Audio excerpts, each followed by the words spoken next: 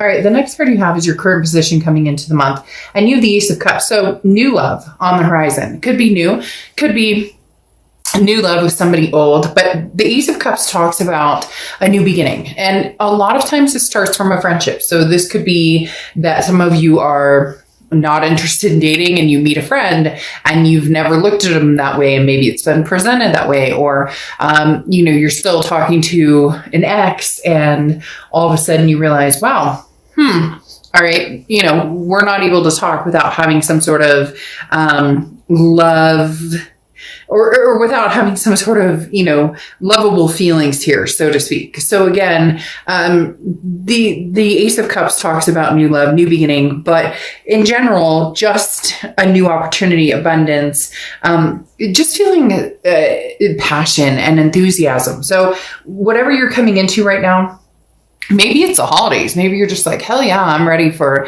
Thanksgiving and Christmas and time with family and friends and my kids or whatever, my fur babies. The Ace of Cups just talks about feeling good about progressing forward. The next card you have is how you're feeling coming into the month, and you have the Queen of Pentacles. The Queen of Pentacles is somebody who's very wise, okay? This is somebody who has learned lessons from people, but also it knows when to pick battles, okay? Knows when to, when do I pick my battles? Especially, that with kids, but this is grown adult kids, so to speak. So maybe an ex or somebody who's been maybe acting a little a fool, if you would, right? The Queen of Pentacles talks about being very generous, but also reciprocating energy. So you're not out there spreading joy and love to people who have stepped on you or doormatted you or treated you unkindly. This is you reciprocating what you get. When somebody's attentive, you will feel attentive back to them. Again, kind of picking this energy out of, I'll be kind to everybody, but I'll be, let's say, I don't want to say true face kind, but you get my drift. You're not out there hating people or being nasty or having that chip on your shoulder anymore when it comes to the be kind aspect of the Oracle card. But the Queen of Pentacles is has that extra pull towards somebody that, or it could be a few people that, deserve your time and attention at this point. The next card you have is your distant past, or the past 5-10 years, could be throughout your childhood. You have the Eight of Pentacles. The Eight of Pentacles talks about working very hard. Look, Sagittarius, you put a lot of work and a lot of energy into a lot of things in your life, whether it's home, whether it's friends, it's family, it's relationships, it's, work, because obviously a lot of work goes into the Eight of Pentacles. But this is the universe's way of saying, look, the past 5-10 years are coming back in for gratification. They're coming back in for some sort of connection where it's gratification, but well-deserved. The hard work has paid off. So whatever situation you're dealing with, and whether it's, love, work, money, finances, whatever, this is talking about it paying off, and continue your hard work because it will continue to pay off. The next card you have is your immediate past, over the past 2 weeks, past month or two. All right, so you have the Knight of Wands. The Knight of Wands is charging forward, moving forward momentum, very persevering energy. So whatever you want, Sagittarius, at this point, this is saying, look, it's coming to the end of the year. It's coming to your birthday, another birth year. And the Knight of Wands is talking about, if you're ready, if you want something, if you know you want something, go get it. Don't apologize. Don't make excuses. Don't try and explain your situation, or again, there's no rhyme or reason for making excuses for something you want and going after it, regardless of what, people say, oh, well, you may have, this person treated you badly, or you may have made a bad decision about. That's not what this is about. This is about what you want, what you deserve, where you're going, and how you're going to move forward with this. But you're very specific, Sag. Some of you have a very, you're already very, gung-ho, set in where and what direction you want to move. And it's not that you're willing to break free from that. Like, you have this generous energy, but to certain people, you'll be like, oh, thank you. It was so nice to meet you. And then you know in your head that there won't be any moving forward in that relationship, regardless of what type of relationship it is. The next card you have is the Seven of Swords. This is your distant future over the next few months. The Seven of Swords is a deceptive energy. So some sort of strategy, or somebody who is coming across as not having your best interest at heart. Okay. This is the Seven of Swords, somebody who has been manipulative. It's weird though. They're telling me that it's almost like reversed, that you're going, and I find that interesting with this card coming out, that's kind of like grin and bear it, or put a smile on your face even when you're not happy.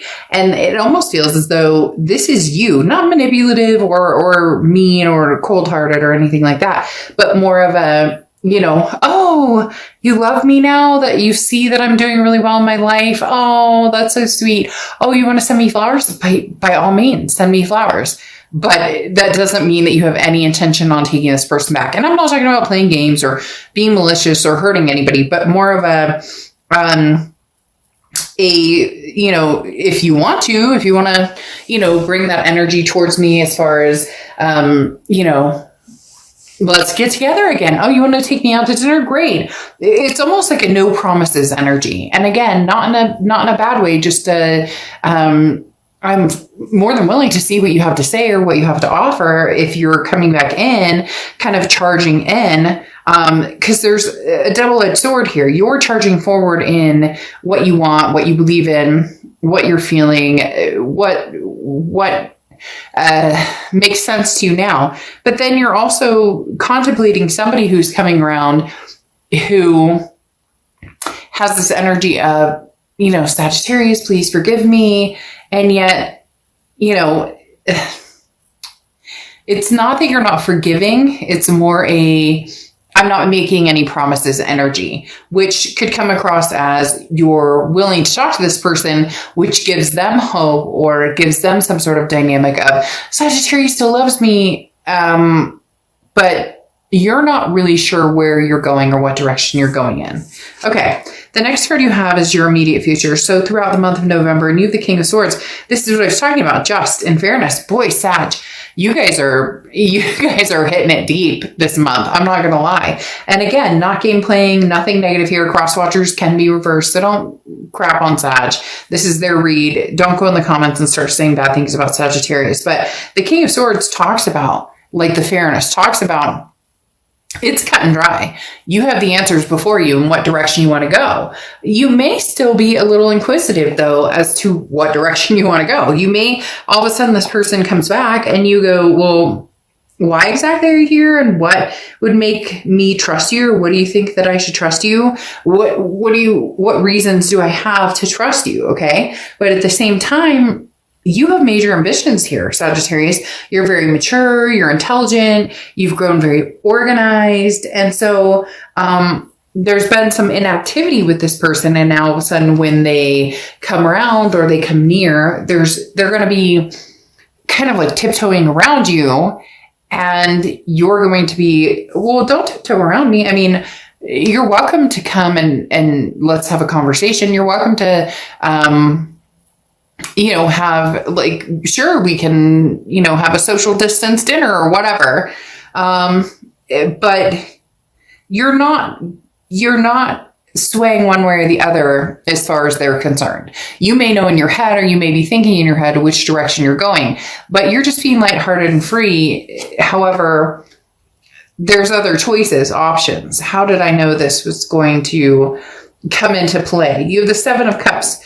Choices, options, temptations. You have a lot on your plate, Sagittarius. You have other people who are very interested in you, other than the ex who's very interested in you still. You have opportunities, a plethora of them coming your way. Now, this could be work, family, friends. It doesn't have to be just lovers or partners or exes, but you're enjoying this. and enjoy it. There's nothing that says that you can't have fun. It's almost like having your cake and eat it too, which again, no game playing. Don't do that because, what comes around goes around. But if you're dealing with somebody who all of a sudden wants you to drop everything and come back to them, or all of a sudden wants you to be like, oh yeah, everything's golden and we're fine.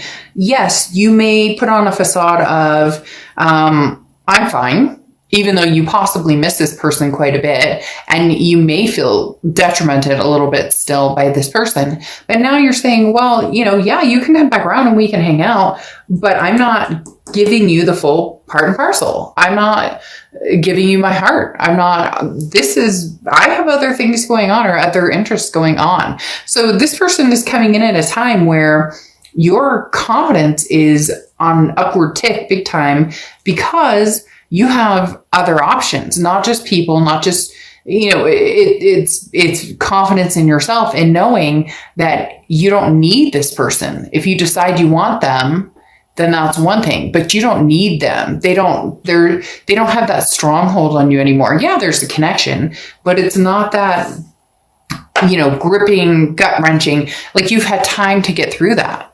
The next card you have is the Queen of Wands. Yeah, I mean, this is exactly what I'm talking about. The Queen of Wands is how you're feeling throughout November. And the Queen of Wands is confident, very full of ferocity, very energetic, very daring. Somebody who people look at and go, wow, they're magnetized by this person. Sagittarius, this is the energy you're feeling. Therefore, a lot of people are attracted to you or interested in what is Sagittarius doing. Hence, the past is coming back because they can feel your energy tenfold, exploding with confidence, and now they come back. But are they the type of person who would,